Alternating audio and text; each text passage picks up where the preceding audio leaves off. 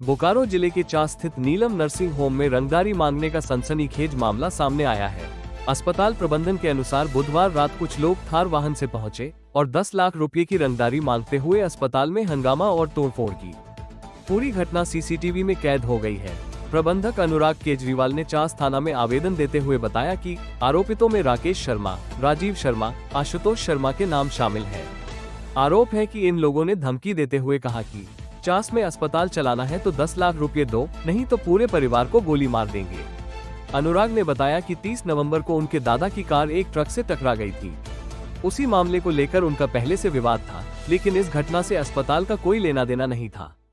फिर भी विरोध करने पर आरोपित कुछ ही देर में संगठित होकर लौटे और मारपीट की घटना को अंजाम दिया। नीलम नर्सिंग होम के निदेशक डॉक्टर रतन केजरीवाल ने कहा कि यह अस्पताल पर दबाव बनाने और रंगदारी निकालने की कोशिश है।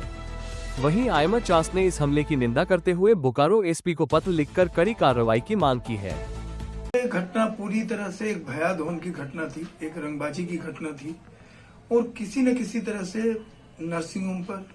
हमारे सारे कर्मचारियों पर एवं मुझ पर एक भयादोहन का प्रयास था कि तुमको जीना है तो मेरी छत्र छाया में जीना पड़ेगा और मैं जैसे जैसे कहूँगा, जिस तरह की रंगदारी बोलूँगा तुम्हें देना पड़ेगा और यदि नहीं दोगे तो तुमको हम जीने नहीं देंगे, गोली से उड़ा देंगे, या जो भी धमकियाँ थी वो धमकियाँ वो देते रहते और पूरे संगठित तरीके से वो लोग आए थे, हर तरफ से तैयारी करके कि ऐसा खौफ पैदा कर देना है कि पूरा ये जो नीलम परिवार है ये खौफ के वातावरण में जिए। इसे उसी की एक श्रृंखला कह सकता हूँ मैं, एक सीक्वेंस है ये पूरा, क्योंकि 30 तारीख को जो घटना हुई थी उस घटना में भी इन लोगों ने रंगदारी की मांग की थी, काफी छीना झपटी की थी और जानलेवा हमला भी किया था हमारे परिवार के सदस्यों पर एवं अन्य लोग जो वहाँ पर थे। उस वक्त जो हुआ था, उस दिन की घटना वो थी कि हमारी गाड़ी को एक ट्रक ने मार दिया था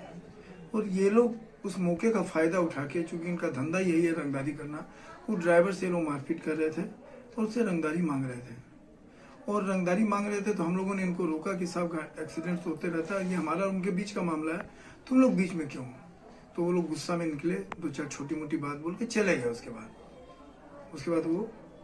करीब 10 मिनट बाद पूरे संगठित तरीके से 5-6 लोग आए और हथियार वगैरह लेके, वो मुट्ठी में कुछ हथियार होता है उसको लेके और बियर की बोतलें लेके आए और पूरा एक तरफ पूरा हमला संगठित तरीके से कहूँगा मैं, क्योंकि 10 मिनट के बाद सोच समझ के वो आते हैं। एक घटनाक्रम अस्फूर्त हो जाता है कि भाई तुमने कहा, हमने कहा, लड़ाई हो गई और 10 मिनट के बाद जब हमला करते हैं सब पूरी तैयारी के साथ वो जानलेवा हमला करने आए थे। उन्होंने